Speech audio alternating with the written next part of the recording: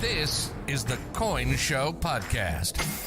The show about coins and coin collecting. And not just any show. This is the #1 coin collecting podcast, going 10 years strong. Here's Matt Dinger and Mike Nodelman on the Coin Show Podcast.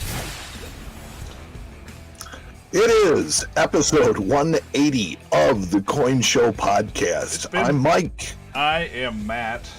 And as a special treat for our 180th episode, we have via phone Beth Deisher. Welcome to the Coin Show, Beth. Hi, Mike. Thanks. I'm excited. I've been so excited for this all day. I cannot tell you how stoked I am to have Beth on the show, to be here with you, be here with everybody watching live. It's great. I'm excited. No, this is going to be awesome, and this is going to be an awesome treat. And, you know, we asked Beth to come on and talk about her new book, and she was generous enough to say that she would hang around for the whole show. I cannot wait for this. This is going to be awesome. Guest host? Oh, my. Yeah, well, Where's George when I need him? Special guest. Where's George? Here he is. So on episode 180 of the Coin Show Podcast, Matt and I will talk about the coolest things that walked into our shop this week. We'll answer some listener questions. We will talk to Beth Deisher about her brand new book, Cash in Your Coins, the 4th edition, and other things as well. As we've got a surprise for you. But first, as always, the news.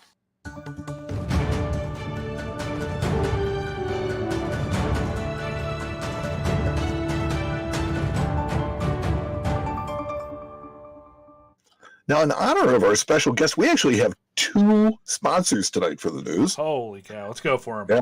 So the news tonight is brought to you by Street Signs. Let's face it, you'd be lost without us. Street Signs. And by Zero. If it's not positive and it's not negative, it's got to be something, and that something is the nothing that we call zero. Nice. Yeah. I love them. Absolutely. So let's get to the news. So the United States Mint has unveiled the 2021 Native American dollar coin reverse design. Okay. Now, this design theme honors Native American military service. Okay, very good. Yeah, I actually really like this one. Yeah, I do too. It's got the 5 stars and the feathers, and it says distinguished military service around the outside. It's pretty cool. I like it. Yeah, so featuring eagle feathers in a group of 5 stars. This design is simple and elegant. It's absolutely beautiful. So it might be one of the best I've seen on a coin as far as reverses go. They're really cool. So eagle feathers were traditionally earned in battle or awarded for performance of brave deeds. The 5 stars represent the branches of the U.S. military. This design was chosen from 17 candidate designs, according to a CoinWeek article. Do you like this design, Beth? I really think it's one of the best designs that I've seen on this series. I like it because it's simple and it's elegant. It's highly symbolic. And what I really think is fabulous about this design is you know what you're looking at when you pick it up. When you get a really busy design on coins of this nature, you really, unless you know the history of what's on it, sometimes you're a little bit lost. But this design works, I think, really well. You know, and it's kind of ironic, I guess, is the term I want to use, that on the reverse is generally mandated that there be an eagle. Now, for the Native American series, that's not, but they've managed to get an eagle in the way of eagle feathers. So I think that's kind of ironic. I think it's great. Yeah, I like it. The 2021 Proof American Eagle coin will introduce a new series within the Platinum Proofs coin series based on the 5 freedoms provided by the First Amendment to the United States Constitution. I don't have that story for some reason. Okay, I'm sorry. I kind of left you short with that one. So can you name the 5 freedoms provided by the First Amendment of the United States Constitution? The Freedom of speech. I know that's a very important one. Right, that's one. And then other than that, I'm no constitutional scholar, Beth? unfortunately. I'm sorry, I didn't hear what Matt said. Yeah, he said freedom of speech. Freedom of religion. That's another one. One you're intimately aware or acquainted with. I got one. Freedom of the press. Freedom of the press. That would be one, yeah. Freedom to peaceably assemble and freedom to petition the government for redress of grievances. So the CoinNews.net article describes the series as using the life cycle of an oak tree from sapling to fully grown tree as a metaphor for the strength of our nation and how it grew with these freedoms. Now, my disclaimer is it's not necessarily on a one-to-one with the coins that the legends appear, but it goes on to show the specific legends for the 5 coins, which are as follows. For 2021, it'll show a seedling and an acorn surrounded by the inscription, "With freedom of religion, liberty grows." 2022 will show a juvenile oak tree framed with the inscription, "With freedom of speech, liberty blossoms." 2023, the branch of mature oak tree with acorns amid the inscription, "With freedom of the press, liberty bears fruit." 2024 will show several types of oak leaves assembled between the inscription, "With the right to assemble, liberty spreads." And the last one for 2025 will be a mature, spreading, impressive oak tree between the inscription, "With the right to petition, liberty endures."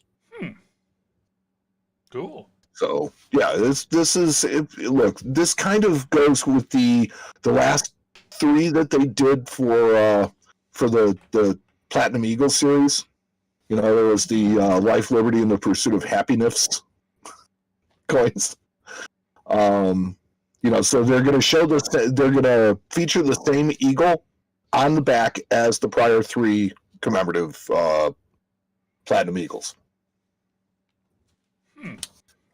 Yeah, and this article also shows the final designs for the coins for years 2 to 4. I will get you a link that we can post to our website. Yes, please.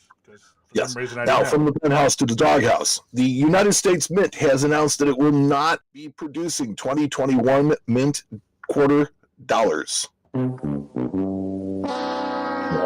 more on the. What? I'm upset. You're mad? Well, I mean, it just is what it is, you know. I was hoping that they would, but I guess not. Why not is the question. That was such a great program. Would you want to? Yeah, exactly. I mean, that's kind of my point, though. It's now, Coin World is the only source thus far reporting this news, so it is their scoop.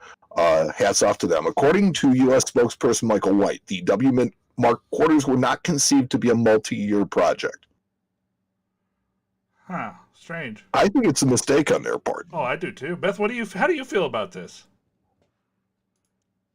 Well, I can see the practical aspect of that. The West Point Mint is not a large facility, and they strike all the gold, well, not all, but majority of the gold and silver bullion coins. I guess the West Point Mint mark is very special, and they've used it periodically for special coins. But on the practicality, I'm not surprised that they're not going to have ongoing quarter programs from West Point. I mean, I guess they could argue that you may still look in your change to find ones that are currently circulating from 19 and 20, but I'm just disappointed because I didn't think that, you know, particularly since there's only 2 quarter designs this year, that 4 million coins at West Point would be that big a deal to strike. But and I think it was a great program from the aspect of actually getting people to look at their change again. I mean, that was kind of the whole point of it in the first place, I believe. And well, like I said, I don't think they've lost that aspect, though. No, but again, I think people would like to be able to actually look through their change and find something that has a value other than just face value. I think that was kind of the fun of it. So, well, you'd hope so. Yeah, that was just me, though. The 2021 commemorative coins have made their debut, and with them, a new way to order them. Ooh. So with this new pre-order system, collectors may order the commemorative coins of their choice now, and then they will receive them when they're released, thereby avoiding any chance of missing a release and being shut out. What if they get more pre-orders than mintage? Then what? I think we'll cross that bridge when we get to it, right?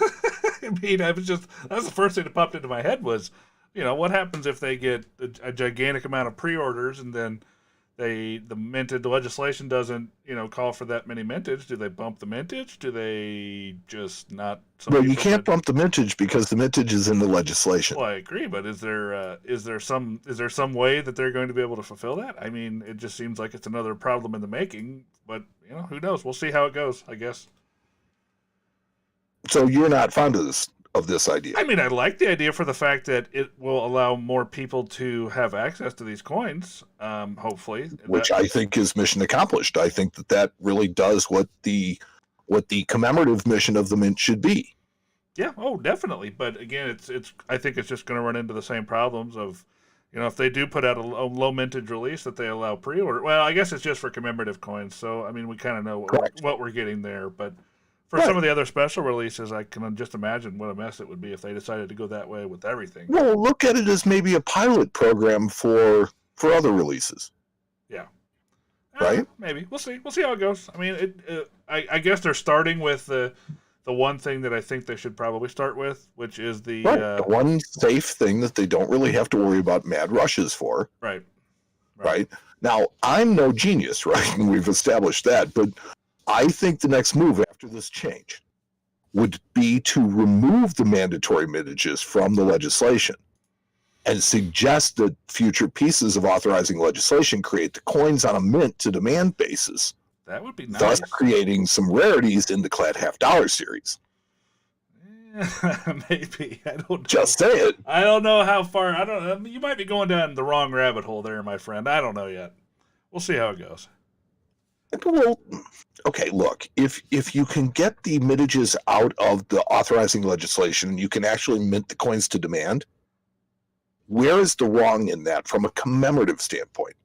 No, I mean, from a standpoint of fairness, for sure. I mean, that's a great idea. And you're not going to have hundreds of thousands of coins sitting around at the end of the year. Yeah, I'm not. Hey, we're on the same team here, friend. I'm just saying that the fact that you're talking about making rarities in clad $50, I think more likely they would see how bad they are and just stop making them. Oh no! I'm not talking about. I'm not suggesting that that's what it would create. I'm just saying that you would no longer have to worry about where you're going to sell, $750,000 $50 twice a year. Yeah, that's true. That's a good point. Just saying, it's like why. I'm telling you, they need to call us. We need to get on a board or something with those guys. Say, hey, sure, fellas, I don't listen. Yeah, well, what do you do? Well, they haven't normally struck 750,000 coins just because the legislation says that you can strike no more than that. But if sales are low, they don't strike 750,000 at the get-go. Yeah, or haven't been. Okay, well, at least you have a point. It's an authorization of, not necessarily a mandate request to strike it. Yeah. What strikes me about this is it's so new, it's old.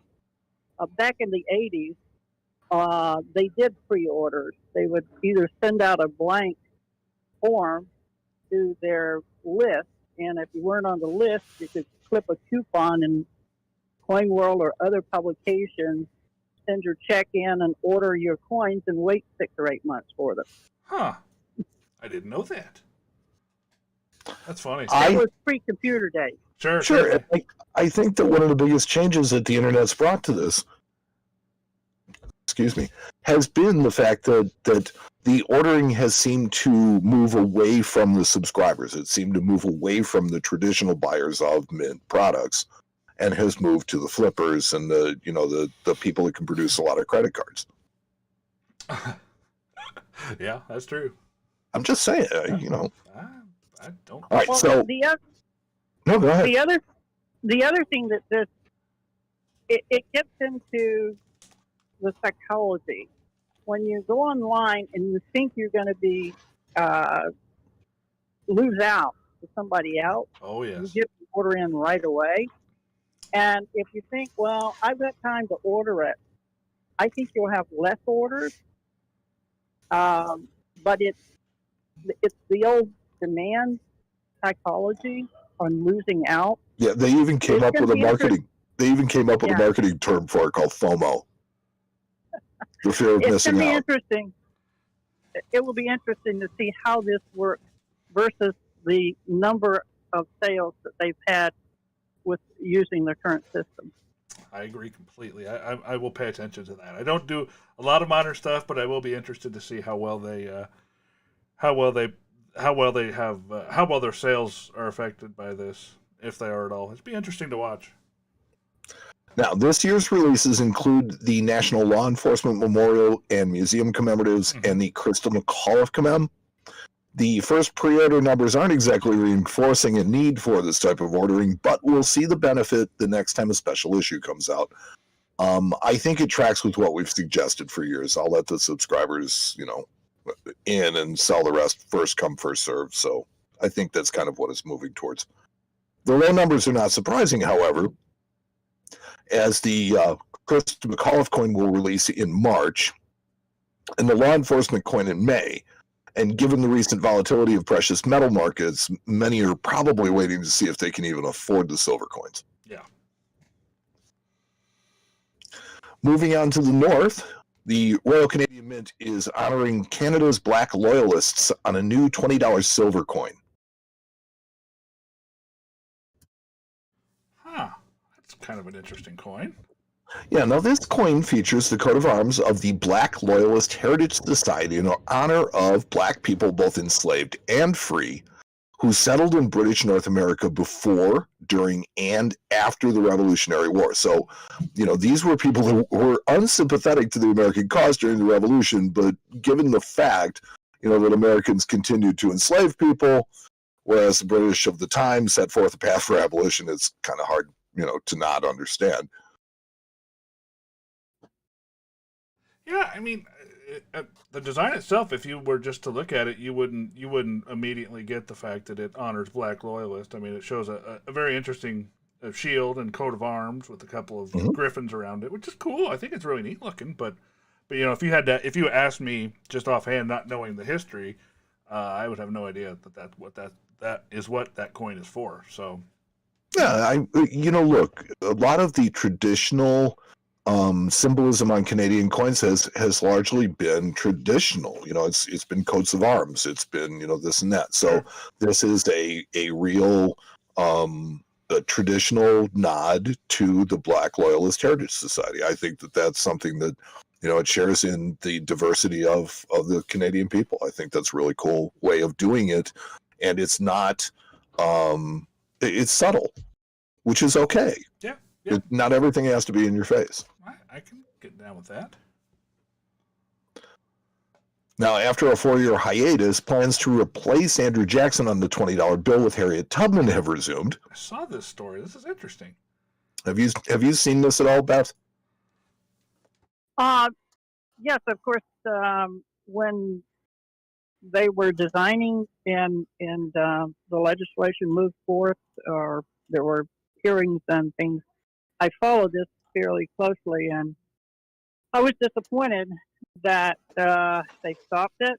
I think it's really great to have some new designs on our paper money, and it's high time that we honor people other than white dead presidents. Yep. Oh, I couldn't agree more.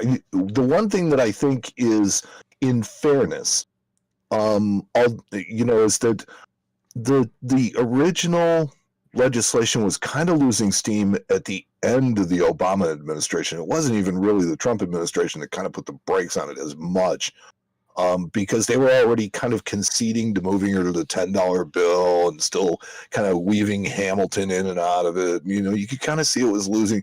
And now this is a direct plan to replace Jackson with Tubman, full stop, period. Yeah, so I wonder when they're going to do that. Does it say? White House Press Secretary Jen Psaki has made this news while responding to a reporter's question on January 25th, stressing the importance of diversity in our nation's currency. I think that this type of thing has gotten lip service from time to time over my lifetime, but it seems, at least to me, that the official images of the United States are starting to more accurately reflect the diversity of its citizens. The article says that this change will occur upon the completion of a facility in Washington, D.C. in which to print them. Okay, so it's a lot of it is contingent on that, but I think that the change now is inevitable. Right. And that is something that has been a long time coming. And I can see here in the story it says actually that the new facility is not expected to be finished and online until 2025 at the earliest. Right. So for we're still a few years out. Yeah. So I to be continued. More to come. Yes. The Citizens Coinage Advisory Committee has appointed Mary N. Lannon to another one-year term as chairperson. Now, Ms. Lannon was previously chair from 2015 to 2018. Her term will run from January 29th of 2021. She was recommended to the committee by then House Minority Leader Nancy Pelosi, and she was reappointed to a second four-year term on the CCAC in 2018. Okay. Lannon is a former public television producer and winery owner and a representative, but more importantly to us, she's a coin collector who was once purchased a Roman denarius previously pedigreed to John Quincy Adams. Cool. Now that's some history in your hands. There you go. Joining the CCAC this year also is Arthur Bernstein. He begins a four-year term that fills the vacancy created when Gene Stephen Salmon's appointments expired this year. His appointment represents the interests of the general public. Bernstein's he's a passionate numismatist and the COO at the law firm of Tucker Ellis LLP in Cleveland. But he cultivates youth collecting through the Boy Scouts as a Scoutmaster and coin collecting merit badge counselor. Heck yeah. Yeah, so CCAC, I think they do great work. They're helping. Yes, I agree. I agree completely. Any aspirations for the CCAC for you, Ms. Deisher? Not at all. Okay. I that was direct. I do know Mary Lannon very well. She and I served together on the board of trustees for the American Numismatic Society. And I know that chairing the CCAC is a lot of work. Okay. I And can I only know imagine how hard she worked before. She is very dedicated. And I'm glad that we have people like Mary who will volunteer their time and work on behalf of collectors. I don't happen to know Never Bernstein, but I'm, of course, happy that someone from Ohio was newly appointed. And you also have our friend and friend of the Coin Show, Dennis Tucker, who also sits on the committee. Yes. So you have some insight into the committee. That's great. That's insight we never would have had. That's nice that you knew Ms. Lannon. Okay, so moving back to America's hat. The Royal Canadian Mint is releasing two pretty interesting gold coins this year. Okay. The 2021, the 5 nines gold 1 ounce $200 pure gold coin commemorating the Klondike Gold Rush. Well, there you go. That's a pretty important time in our country and their history, I'm sure. Well, it's particularly theirs. It's where a lot of the population of Canada Canada came from. So it happened about 1896, and the story goes that gold nuggets were discovered in Rabbit Creek, which became I think it was like Bonanza Creek. That was what they called it in the Yukon. And for the next 3 years, people just crowded to the territory to try and find their fortune. So this coin features a pan sifting gold from the sediment of the creek being poured onto a Royal Canadian Mint maple leaf logo. Oh, that's kind of cool. The symbolism there is pretty cool. It shows them pulling the gold out of the ground and turning it into Canadian coinage. So I like it. Really love it. This design is fantastic. It's pretty cool. I think that's a really neat design. I don't think I've ever seen anything of portraying gold being panned on a coin. There could be, but I just don't recall one. Yeah, the symbolism is really just, it's right there. It's obvious, and I think it's just, again, this is another one that's simple and elegant and just real nice. Now, But wait, there's more. oh, hold on. Go ahead. They show a picture of this coin. Did you see the edge of this thing? Is this something new that they're doing, or is this something I've just missed? Where it's kind of Take a look at the intermittently story. reeded with a smooth edge in between the reeds. It's actually kind of interesting. Smooth edge in between the reeds. Yeah, I have the story up here and I have it on the screen. If Okay, you I kind can of look see it. down at the picture. No, they do that with their $2 coin. Okay. Yeah. Oh, yeah. Yeah, Well, yeah. You're right. I just didn't. I don't the ever two- remember seeing it on a gold coin before from them. So. No, I can't say I have, but I would think that it's just a collar, that's Oh, yeah, half rated, certainly, half certainly. not. But it's just, I just thought it was interesting. That's all. I'm just being a coin. Sure. I'm just coin nerding out over here. Looking at the edges. That's me. Nothing wrong with that. Let's see. But wait, there's more. The Royal Canadian Mint is also releasing a $250 pure gold Ccac coin. Now, you say potato, I say Ccac, but we all say it's an Easter egg. Yeah, that's cool. That's cool Ccac looking. is a Ukrainian tradition which involves decorating eggs with intricate designs for a springtime ritual. This coin is 2 ounces of 4/9 gold and is still available on the Canadian Mint website for only, any guess? Oh, I don't even want to guess. How much? 4 2 ounces? ounces of gold, $12,000. $73.99.95 Canadian, or roughly 5,800 US. That's actually not bad. And I mean, this one actually is really, really beautiful. Look at the work on this coin. Yeah. Yeah, that is really cool. I don't know anything about the Ukrainian Easter eggs, but if they look like that, I might have to learn a few things about them because that's pretty cool. Yeah, this is another way of celebrating, diversity. It's really great. Yeah, I like it. NGC has certified the Paramount collection of large format gold coins. Cool. So Heritage will offer them at auction in February as part of the Long Beach Expo U.S. Coins signature auction and the Paramount Collection World and Ancient Coins signature collection in March. The collection is almost entirely made up of trophy coins. Yeah. So this goes from a 1907 extremely high relief lettered edge $20 pattern proof in NGC 68. Proof 68, mind you. Yeah. To a Great Britain Edward VIII sovereign pattern from 1837, And that, yeah. graded proof 67 ultra cam. Wow. Big I mean, stuff. it is like one of the holy grail coins of Canadian gold. British gold. It is a sovereign. I'm sorry, you're right. So it's British gold. Got to keep you honest there, buddy. How do I know? And it even includes trophy ancients like a Roman Empire Magnentius, which is he ruled from 350 AD to 353, a gold medallion graded NGC Ancients MS Star, And that thing is huge. 5 out of 5 strike, 3 out of 5 surface, fine style life graffito. That's huge. It's a big coin. I mean, they're monsters. Wow. Very cool collection. I'll have to pay attention to that one when it sells here at Heritage. It looks like the auction is coming up February 17th to the 21st, so about 10 days from Right. now. And the Ancients in March. Yeah, cool. The Very, world and the Ancients in March. very, very cool. So the fact that many of these coins have not seen the market in a generation promises that many new record prices should be set. Wow.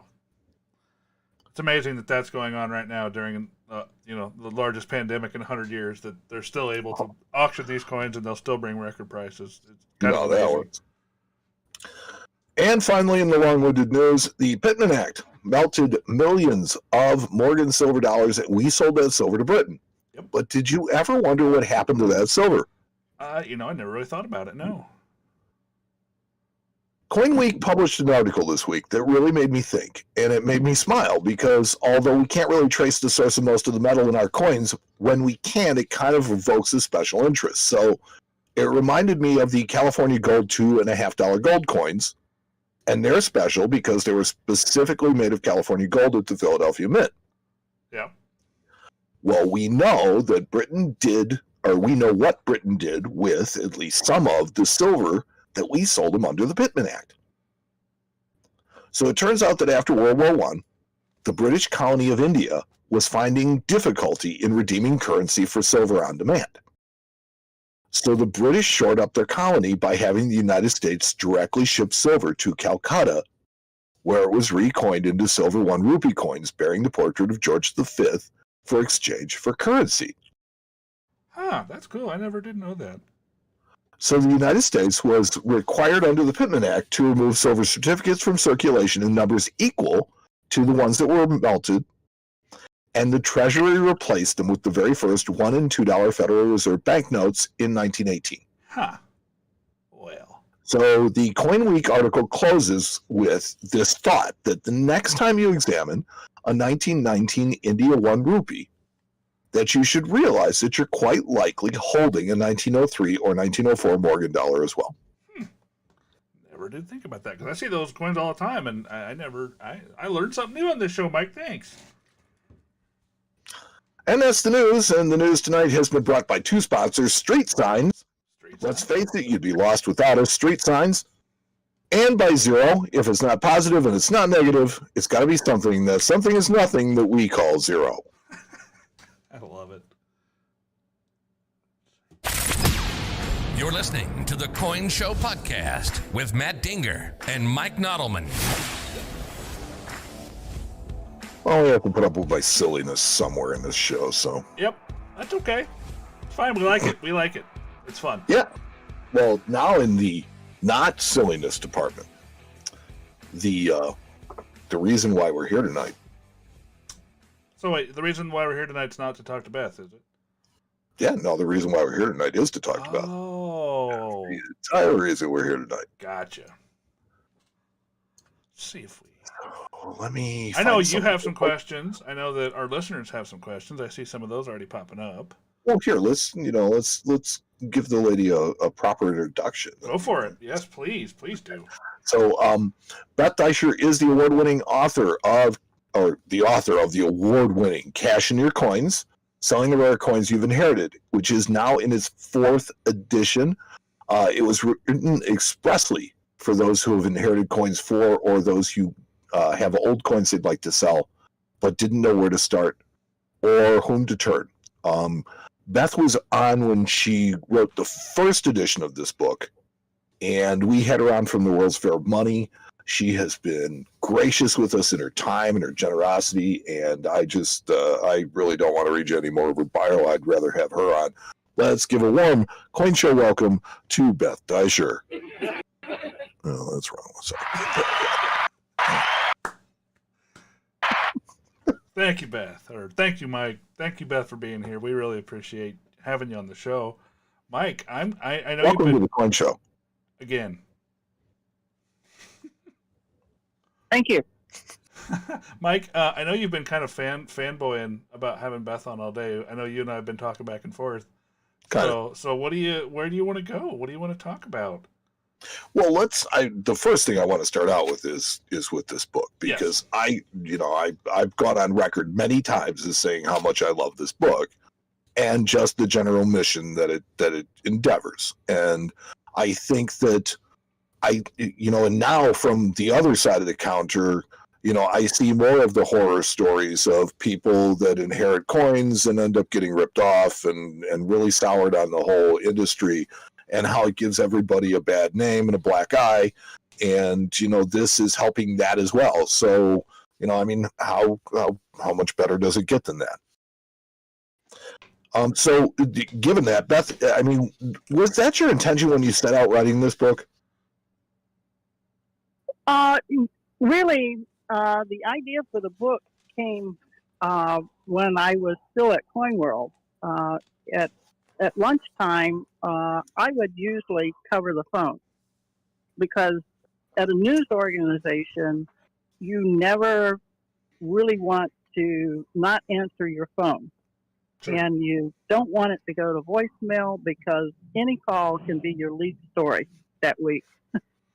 So, we would take turns covering the phones, and I would often get phone calls from people who had inherited coins, and they didn't know what to do with them. They had no idea what they had. And bear in mind, I started with CoinWorld back in '81, and we didn't have digital images, and we didn't have the internet, and it was really difficult to try to talk somebody through this. And even when the internet came about, it was still more difficult. And so often, people were so afraid to go to a dealer, and I would often say, well, do you know who your husband or grandfather or father or whoever put the collection together? Do you know who they dealt with? And most of them didn't know. So I made a vow that the first thing I would do when I retired from CoinWorld was to write a how-to book for those people, because I realized through the years that there were many, many families, and especially spouses, generally wives, that had not been involved in the coin collecting, and they were left for these collections. So many collectors never want to sell their coins while they're living. And it's like children. They don't want to sell them. They're very personally attached to the coins, but they don't make provisions or include anybody in the family to give them guidance to what to do with them when the collector is no longer around. I know that. So that's kind of where the book came from. I know that Mike and I deal with that pretty often, being that we're in shops 5-6 days a week. That I know what you're saying is 100% true, because I unfortunately do get to deal with those family members quite often that are inheriting a coin collection and have no idea where to even start, and they come to us for help. So I definitely see the need for the book as well. Yeah, so I mean, it was really interesting to read this book, and so the fourth edition, which has an absolutely brand new chapter in it on counterfeit coins. Now, how did you decide that was something that needed to be added to this book? Well, as many of your listeners may know, that in 2017, I began working with the Anti-Counterfeiting task force, and there was just a lot of information that we would provide to the public. And as I realized that people who are inheriting collections could very well encounter counterfeit coins, and it's a primer to give them some idea that if they do offer a collection, or they get advice, not to be surprised if someone says you have a counterfeit. They're not trying to rip you off. Indeed, there could be a counterfeit. And that's because over the last about 15 to 18 years, many more counterfeit coins have come into the marketplace. And literally during the time that I worked with the Anti-Counterfeiting Task Force, from 2017 to well into 2019, I saw examples of literally every design type of U.S. coin, from early half cents, large cents, down through the latest commemorative, early commems, even circulating coins. And whereas in, say, 2003 or 2005, most any coin collector could probably tell from looking at the coin there was something wrong with it. Maybe counterfeit. They have become so good over the last 5 years that generally you need an expert, or at least an advanced collector, to begin to determine whether the coin is counterfeit or not. And as people buy them on the internet in different places and put them in their collections, then their infiltrating, if you will, collections that are passed on. So there's 21 pages in this new chapter. It's fairly well illustrated, and it gives them basic information about counterfeits, where they come from, and advice on making sure that they know whether or not their coins are genuine, and some good advice on how to deal with them or how to have them authenticated. And so we just felt that it was now imperative to include that kind of material to the non-collecting world.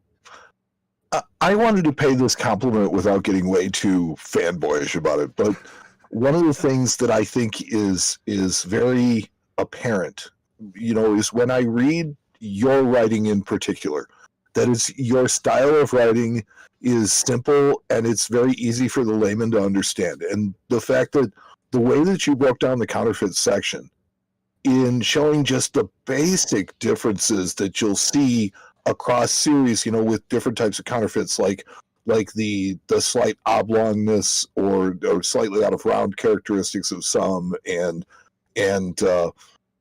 one of the things I thought surprised me the most was, when you said there used to be an old saying in coins that it's like, if it's too cheap to counterfeit, it's not counterfeit. And that's not the case anymore. And I saw Matt's face when you said, and circulating coins, and it's like, and yes, and you go through that and make people aware of the fact that even that is becoming very prevalent. It's a big problem, unfortunately. Yes, and it is.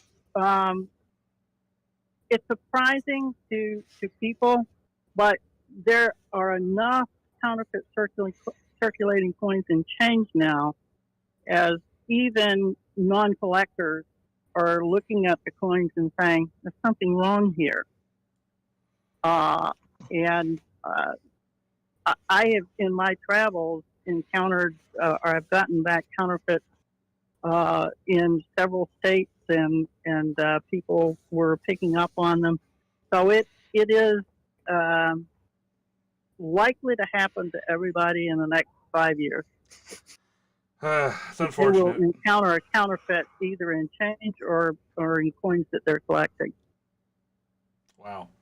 That's rather unfortunate, and it kind of unfortunately shows the state that our hobby is in at this point with counterfeit. So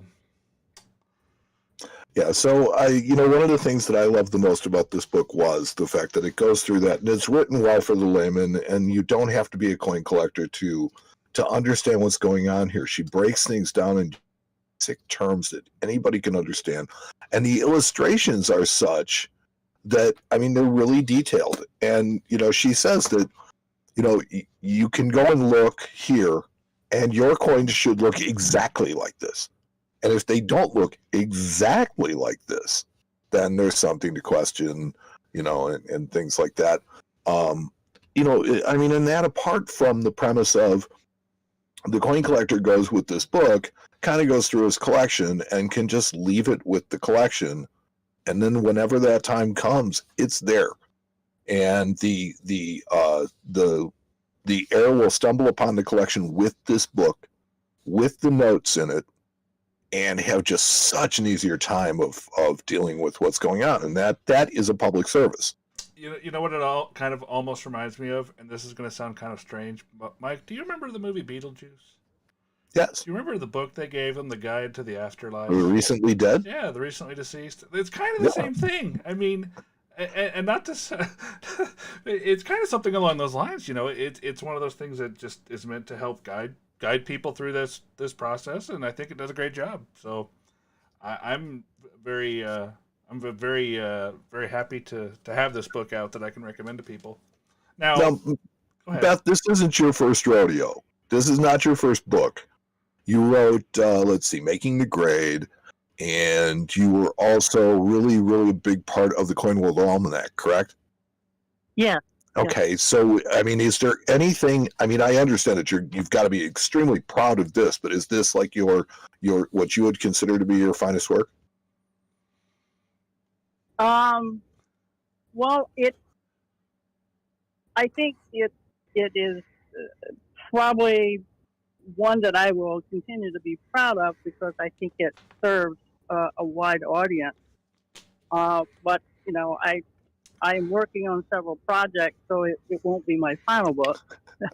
No, Uh, not your but, magnum opus.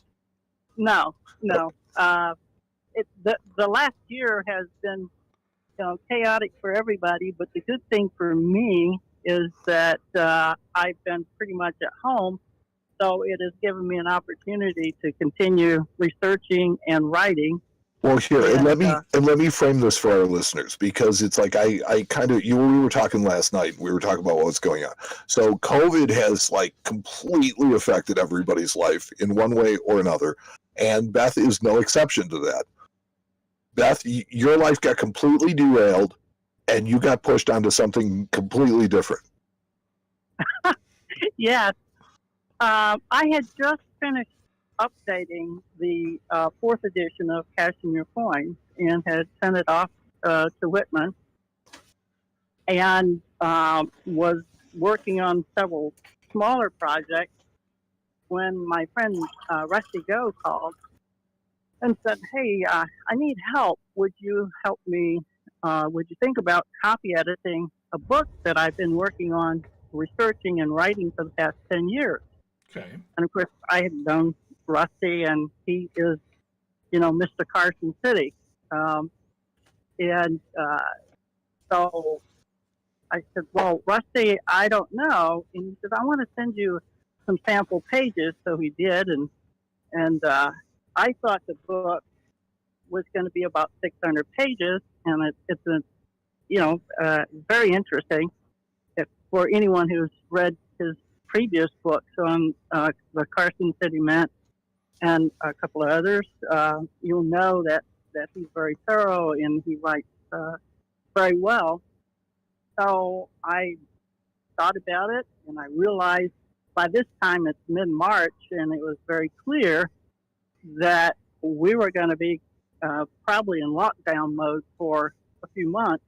So I took on the job, and soon it became very evident that there were many more pages than 600. Oh. And the book has just been published in 3 volumes, and the 3 volumes contain 2,500 pages. Oh my God. That's a little more than 600. Wow. A little more. It has a little over 1.5 million words. Wow. So that will explain why I began copy editing work the first week in March and finished in late August. And often I would spend 8 to 10 hours a day copy editing, enjoying every minute of it. It is a fabulous book. Anyone who likes Western history, mining, if you collect Carson City coins, this is absolutely a must. And it's written in a very different way. It not only gives you the historical setting of each of the 111 date mint mark coins and denominations produced at the Carson City Mint, but then it gives you what he calls coin commentary. And it follows the collectible coins and the pedigrees and the market analysis like no other book I have ever seen does. And it's a fascinating work. It's a reference material, but you can read the historical settings almost like a history book. So it has just been introduced in the marketplace, and for those who are interested in the Old West, mining, or Carson City coins, this is a must-have in your library. And I'm sorry, Beth, what was the name of that book? The name of it is The Confident Carson City Coin Collector by Rusty Go. Cool, very cool. I'm gonna try to And get what's that. the website that they can go and look at? It's southgatecoins.com. Southgatecoins.com. And also, while we're talking about where to get books, where can they get your latest edition of your book, Beth? I'm sorry, Matt is breaking up, and It's okay. I can't hear all of what his question is. Okay, so I'll help with that. So he was wondering where he could get a copy of Cash in Your Coins, Selling the Rare Coins You've Inherited, 4th edition by Beth Deisher. Oh, great point. You can find it at Whitman.com online, or you can find it in your favorite brick and mortar bookstore and on their online websites at Barnes and Noble, Books a Million, and also Hobby Lobby. Ooh. As a matter of fact, some of our largest sales of the various other editions came through Hobby Lobby, which makes perfect sense because that's where the spouses, a lot of the women, the wives, do their shopping Sure, for craft certainly. and other hobbies, and they have a book division, and Cash in Your Coins is there. This is certainly a hobby. So yes, that I wouldn't think of it, but yeah, that makes perfect sense. Well, I see a few questions trickling into the folks watching the show live. Mike, do you want to you got any questions for Beth? I know I've got a couple kind of rattling around in my head. You got anything you want to ask? And then we'll let the folks. I've been just kind of going, verbal on it since Word 1. Why don't you let somebody else take a shot? Yeah, let's shift gears a little bit, Beth, if you don't mind. If you want to take some questions, do you mind? I'm sorry, was Matt asking me to take questions? Well, I was asking you, would you mind taking some questions? No, not at all. Okay. Fine. Questions are fine. Okay, well, I will go ahead and start. I'll try to get a little closer to the mic, so hopefully it comes through a little better. We have one from Barry Swan, who says, question for Beth. What could federal government departments do more to fight counterfeiting? It feels like we're losing the battle right now. Mike, you're going to have to repeat the question because I can't hear it. Okay, go ahead. So Barry Swan asks, what can the federal government do to help prevent counterfeiting? It seems like we're kind of losing the battle in this country. The biggest thing is to devote more Secret Service and Homeland Security investigation agents. There are many cases. Doug Davis now is director of Anti-Counterfeiting for the foundation, and Doug has many cases and is working with them for investigations. But during the past year, with the election and other events, most of the Secret Service agents, of course, the Secret Service is directly responsible for enforcement of the counterfeiting laws, and Homeland Security investigations do many of them. And there's just a huge backlog of cases. Those that we've had some successful prosecutions, but the problem is getting the investigations and the arrests and moving forward in the court. There's a huge backlog, and part of it is due to the lack of personnel to investigate. I would think that one of the biggest problems facing investigation itself is the fact that the jurisdiction, that a lot of the counterfeiting is going on in other countries, including China, where it is condoned, let alone, they're not going to let us extradite people or prosecute them. And I just think that the foreign influence has got to be probably the biggest obstacle that they face. Well, it's true that we don't have jurisdiction, of course, in China, which is the largest producer of counterfeit coins coming into the United States right now. But they're certainly, when they're imported into the country, anybody importing them is subject to our laws. And if you buy or sell them, you're subject to the counterfeiting laws. And even possession carries some penalty. Yeah, and So we can't reach into other countries such as China, but once they reach our shores, they certainly are anybody involved in the trafficking, importing, buying and selling. There are severe penalties. Mike, you want to read Joe's question there? Can you see the chat? Like, I Okay. totally can't. Okay, Sorry. well, Joe Bohannon asks, what sort of issues are there legally with owning counterfeits as a collector if we aren't selling them as genuine? So, what type of issues are there with collectors holding counterfeit items when we're not intending to distribute them? As collectibles. So, I would think that his focus might circle around if we use them as teaching items, or if we use them ourselves to help in anti-counterfeiting education. This is an area that really needs clarification in especially the federal law. The law itself includes possession. There's nowhere in the federal law that exempts a person who holds coins for education. In a practical sense, the investigating agents are not concentrating on collectors who hold them for educational purposes.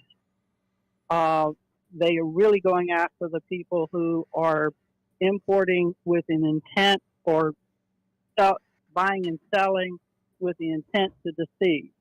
That's where the focus of the investigations are today. But I would really like to see a change or clarification in the federal law. I'll give you a real quick example.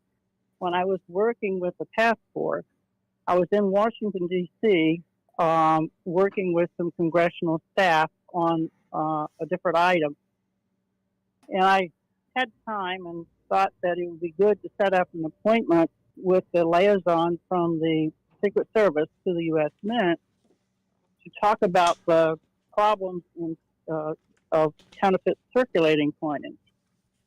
And I asked him if he would like to see examples of the coin. And he said, I asked him, well, do you want to see the coins or would you like to see images? I can arrange to have some examples. And he said, Madam, if you bring counterfeit coins and you tell me they're counterfeit, I will confiscate the coins and I will arrest you for possession. Wow. Said, fine, we'll bring images. Wow. Well, so that's the letter of the law. It is the letter of the law, and he said, I'm duty bound. If you tell me that's a counterfeit coin, I'm duty bound to arrest you and confiscate the coin. And he's exactly right, because that's the way the law reads. Yeah. And that's the reason I feel there really needs to be an update or clarification, perhaps a technical amendment. The counterfeiting laws basically date from the 1870s and haven't been updated since that time. So that's an area that people have different interpretations of.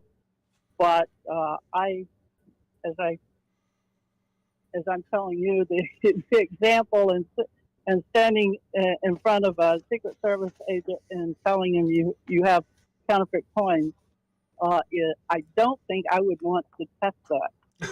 Certainly, I wouldn't want to test it. Yeah, no, I think that would probably be a poor choice. So the book is called Cash in Your Coins, Selling the Rare Coins You've Inherited. The author is Beth Deisher. This is the 4th edition. You can go out to Whitman.com. You can find it online. Buy this book. Fill it out. Put it with your collection. Beth, thank you so much for coming on and helping us with this. Thank you very much. Hey, I really enjoyed it. Thanks a lot. Beth Deisher, ladies and gentlemen. That was great. Amazing. Great show. Oh, wait. We have one more thing to do. We do. But I kind of figured I'd let Beth off the hook. She kind of, she was very generous with her time, and so. Let's get ready. You ready? Yeah, no, absolutely. Here it comes. And now for the coolest thing to walk in this week. A competition segment between Matt and Mike to see who's had the coolest thing walk into their shops.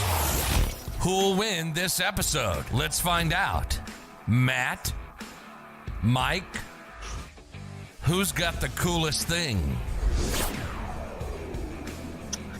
All right, so I am going to go first this week. Gotcha. Bring it up. Because I think that, I probably got you faded. Yeah, I don't know, friend. I'm bringing it. Look, this is what we've needed in this segment for a while now. It's real we competition. Have needed true, win at any cost, bring it kind of, Yeah. That's what we needed. So, I saw a deal that we took in this last week, a coin that you just don't see very many of. Yeah, I agree. This is, anytime you see it, you automatically get the same reaction. It's that one. That's the one you want to see. And this one is an 1843 C for Charlotte, $2.50, small date. You know the mintage on those? The mintage on the small date? Yeah. I do, as a matter of fact. There was a mintage of 2,988 of these coins made. That's not very many, buddy. That's not very many at all. No. So this coin is certified by PCGS. It has been cleaned, as hey, many of the coins from this era were. Yep. This one has also been circulated, but let's face it, this is a $3,000 coin. Well, it's a rare coin. I mean, any American coin with a mintage of 3,000 pieces, especially a gold coin, it's rare. It's a rare coin, for sure. And then on top of it, it has the magic C. And, I really kind of noticed this, that C's, people just go nuts over C's. 1 C, 2 C's, they love them. Yeah, that's right. Yeah, very cool coin. I like it a lot. Yes. So is that one that's in stock right now in Harlan J. Burke, or is it somewhere else? It is already? in stock. It's for sale. It is in our front case. It is in the very front one, and Yeah. Well, that's amazing, but not quite as amazing as what I'm about to show you. Okay. What you got? So I am not really bringing. We call this segment the coolest thing, and it's the coolest thing to walk in. I am not really bringing a coin. I'm bringing a piece of paper money, but more so, I am bringing a beautiful piece of art. Let's check it out. We bought an 1880 $50 United States note. Have you ever seen one of these, Mike, in person? I have not. As a matter of fact, up until this very moment, I had never seen another one of these bills. It's a super cool note, and with one of my most favorite vignettes on any piece of American paper money is on the right side of the front of this note. It's absolutely beautiful. And actually, one of the funny things about this note is you actually see that they use the Roman numeral for the number 50 right on the front. It says 50, yep. And then right underneath it is a very stylized L, which in Roman numerals stands for 50. Yep. But on the front of this Super Bowl time, we all know this. Yeah, that's right. On the front of this note, on the left side, we have Mr. Benjamin Franklin. So he was not always on the 100; he was actually on the 50 as well. For you trivia people out there.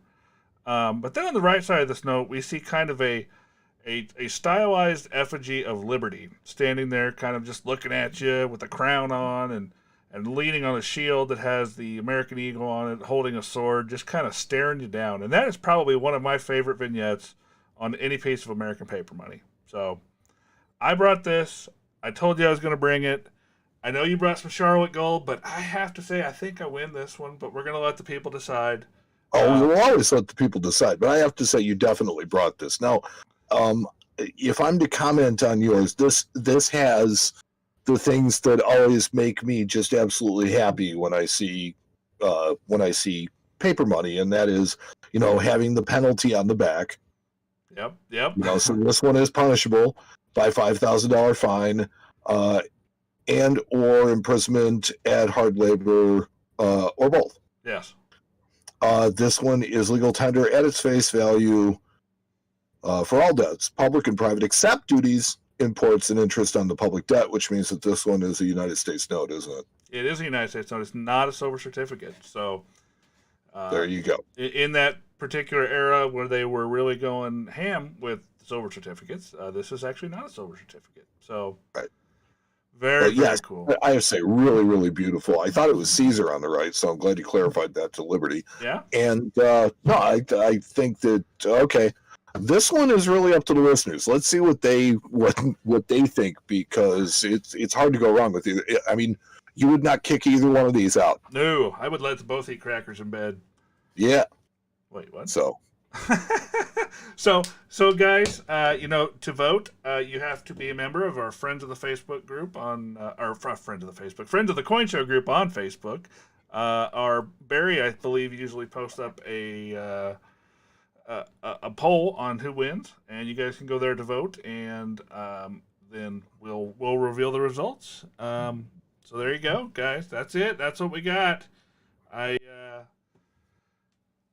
hope I win, but I won't be sad if I don't, because a 3,000 vintage gold coin is pretty darn cool. I'm gonna say, I'm not gonna, to be honest with you, it's not gonna count my chickens before. How can you go wrong with either one of these? Right. Like I said, I would let them both eat crackers in bed. So yeah. Wow, Mike, I think we just did it. I think we just got to the end of episode 150 with all of our friends hanging out with us tonight. What episode? 180. I said 50. I had 50 on the brain for my note. 180. I can't believe we got there. All of our friends hanging out with us. All of our friends that are going to listen. I want to put one more plug in. Go ahead. So we have, it's Cash in Your Coins, selling the rare coins you've inherited by Beth Deisher. And we have a copy of this to give away. Beautiful. You know what we should do?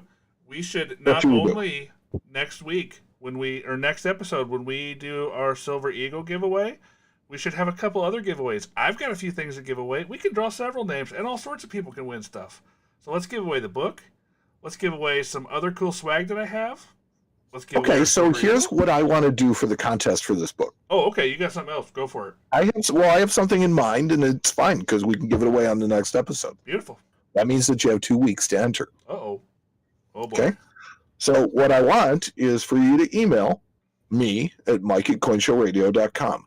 And I want you to tell me what your favorite part of Beth on tonight's show was. Beautiful. Love it. That's easy.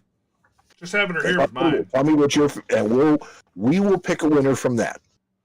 It's not every day we get to have a living legend in the coin industry on the show, so I'm really glad that we did. Awesome, and she always is. Yes. It's like Beth is just like, she's the most generous person with her time, and we couldn't love her anymore. Yep, she has been on the show several times, and every time she comes on, I leave feeling great, because I know that what we just talked about was fun and good, and everybody's happy. So, well, I mean, and think about it. I just got to do the news in front of a news editing legend. Oh, I wonder if she's gonna email you some tips. Yeah, give her her critique on my news delivery strategy. Maybe even your advertising. She's gonna say, Mike, you really need to up your advertising game, because I don't think those are real.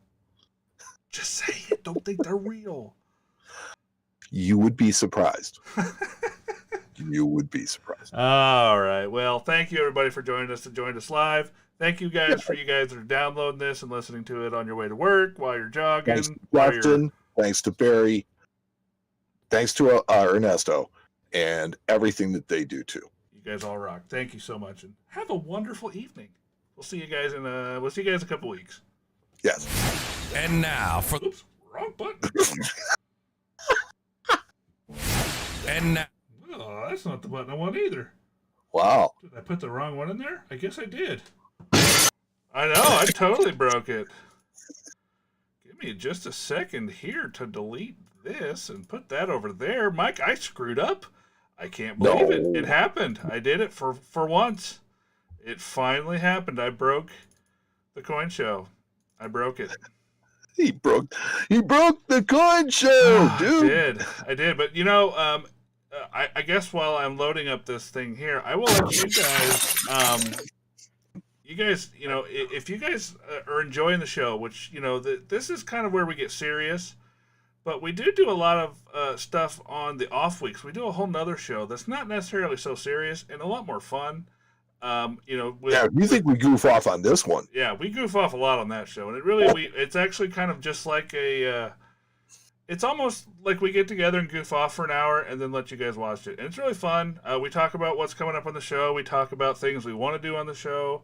Last week we talked about the Reddit, we did Reddit bet guys, the Reddit silver mess, Wall Street bets, Reddit, yeah. Yep. So to get access to that show, just go to patreon.com, $5 a month to help out this show. We'll get access to that show and all of the other 26 or 8 or 30 episodes that we have there. So, and all that goes towards just making this show better.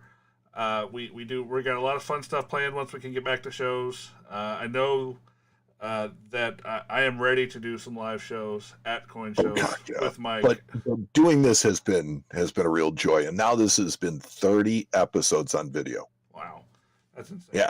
All right, now I got it. Thank you, everybody. Have a wonderful evening. You've been listening to the Coin Show podcast with Matt Dinger and Mike Nottleman.